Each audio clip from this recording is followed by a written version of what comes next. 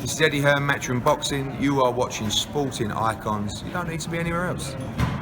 Have you noticed every time Anthony Joshua fights, Sky Sports and any other kind of reporter always have to ask the opponent, how are you going to feel fighting in front of 90,000 people at Wembley Stadium? How are you going to feel fighting in front of 80,000 people at the Principality Stadium, Cardiff, Wales? How are you going to feel with the Anthony Joshua fan base because he's so loved in the UK and rah. And I don't really know what it is that the reporter expects an answer for, other than, no, of course not. We're going to relish this opportunity. We love the UK fans, and this is going to give us motivation. It's the same response. So I don't know why Sky Sports and all these other journalists have to keep asking the question. But it's a good talking point for the fact that there's other things that Alexander Povetkin, trainer, gives an answer for, Irvin Kerper. Now, I'll get straight into his statement anyway, because he was asked about the 90,000 people. So anyway, this is what Irvin Kerper's response was, who is Alexander Povetkin's trainer, as I've just said. So anyway, I don't think 90,000 fans bothers Povetkin or makes some pressure for him. I think it makes a charge of myself, of Povetkin, gives some electricity. It doesn't pressure, it just gives more motivation. Personally, for myself, English fans are cool because they understand boxing.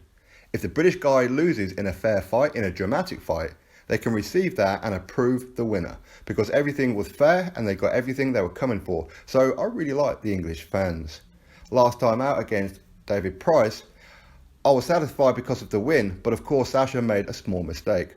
After Price got knocked down, he was going to push him, maybe finish, but he left the left hand lower than it should be. Any boxer in any division can get knocked down, but with the heavyweights, it happens faster and more often than in other divisions. When Sasha raises his hands in the ring, I'm happy in that moment. As any trainer, I have some criticism of him every time in the preparation, but I'm totally happy when he wins. He's really disciplined and a responsible person. All my life, the boxers I've seen in my career, I don't remember anyone who are more responsible or behaved so professionally as Sasha, being 100% involved in the process. I'm pleased and satisfied with how the training camp is going. We have a good group of sparring partners. We will do everything possible to get a win. So that is Irvin Kerper, his statement there. So as I said, I don't know why they have to ask that question. It's not like his trainer is going to go, you know what, we're really nervous about this fight. We don't want really to go there, but we kind of have no choice, and rah. We don't like the English fans. We're nervous about them in case they're going to throw beer on us or abuse us in the ring. We're really scared about it. Sky Sports, you know what I mean? I want to be critical of you, but you've been around long enough. Why are you asking these stupid questions? Because you know the answer. Even if Povetkin is nervous about it, even if his trainer is really unhappy and crazy nervous about it, he's not going to say, is he? Of course he's not. But it isn't really that point that I want to talk about. It's the other bits in here, which I totally agree with him, where he says that whenever a foreign fighter comes and fights the Brit, if the foreign fighter wins, as long as it's a competitive fight and we can see that the foreign fighter gave it his all and he wins, the British fans are always receptive. Always. Take Kell Brook versus Errol Spence Jr. as just one of the cases where Kell Brook, in his hometown, Sheffield, at his home football stadium, Bramall Lane, Errol Spence was pretty much abusing Kell Brook in the build-up at times, which is pretty out of character for Spence, to be fair. So Kell Brook is loved, not only in the UK, but certainly in Sheffield, and especially in that area, in that stadium of Bramall Lane.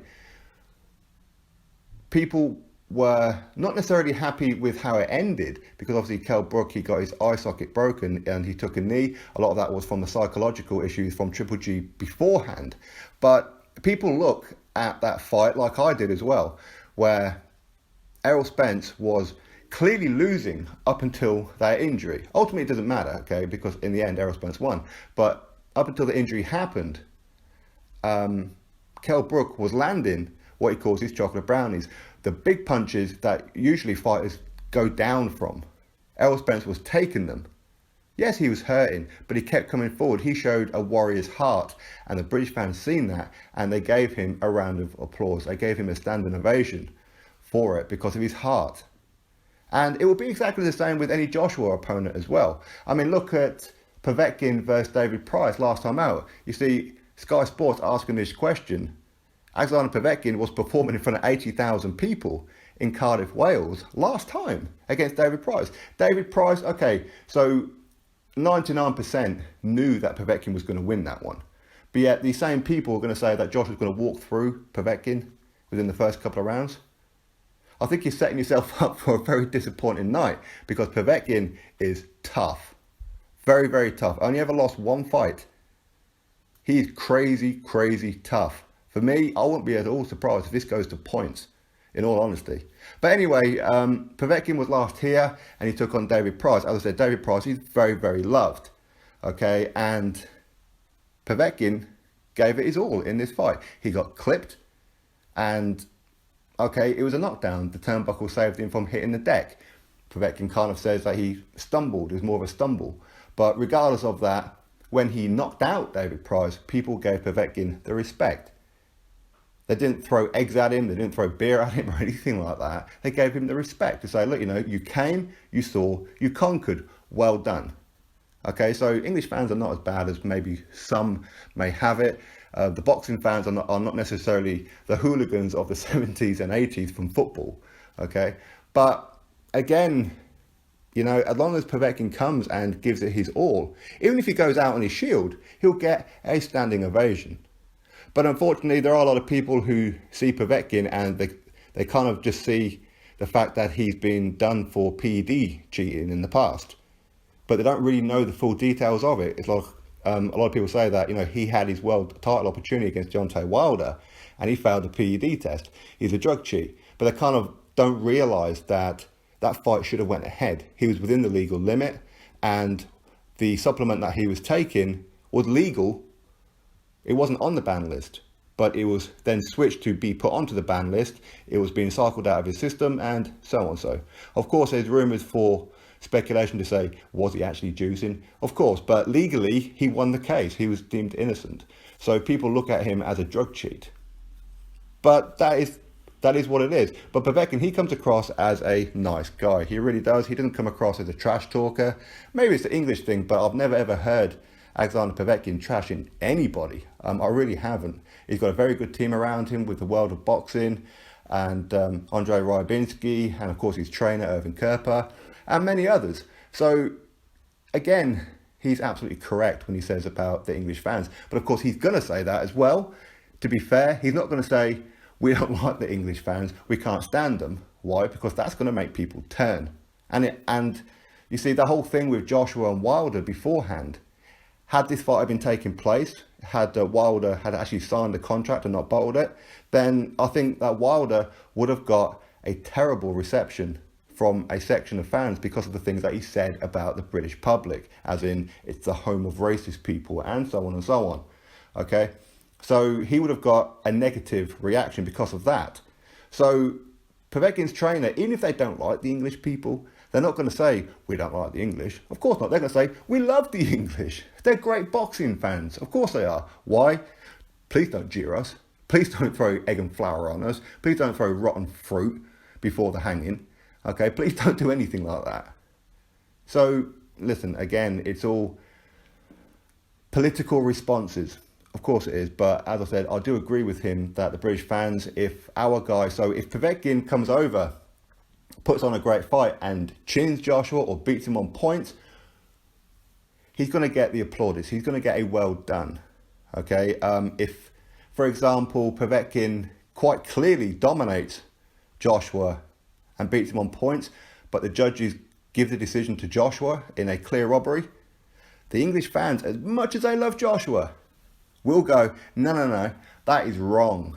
That is wrong. Okay, we don't like robberies, even when it's in the favour of our own. If it's a very, very close fight and there's some swing rounds, we can kind of go, ugh, okay, fine, but you know, I'm not too sure, I don't really agree with it. But if it's a clear robbery, no. 90,000 people in that arena will be going at and blaming Eddie Hearn for corruption. They will be going at the judges, they'll be going at the referee saying, no, we love Joshua, but he lost that fight. That is how the English fans are. We are very, very honest. We're very passionate, but we're very honest.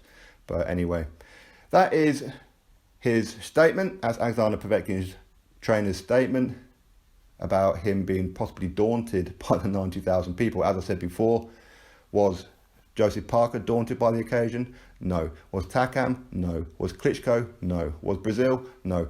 Opponents are not daunted by the occasion. The only person you could probably really point to might well be Charles Martin. Outside of that, I don't know why they keep asking this question. It's almost like they're asking this question, but what they're secretly saying is, you should be nervous. We want you to be nervous. We want you to be underprepared. We want you to be scared. We want you to fall apart. That's pretty much what it is that they're saying when they ask this question. But you're always going to get the same answer, even if Povetkin is nervous. But Povetkin's been around the block on several occasions in big, high-pressured arenas, stadiums, you name it. He isn't going to be nervous about this. Not one little bit. You drop your thoughts below, click that thumbs up, subscribe, catch you all on the next video.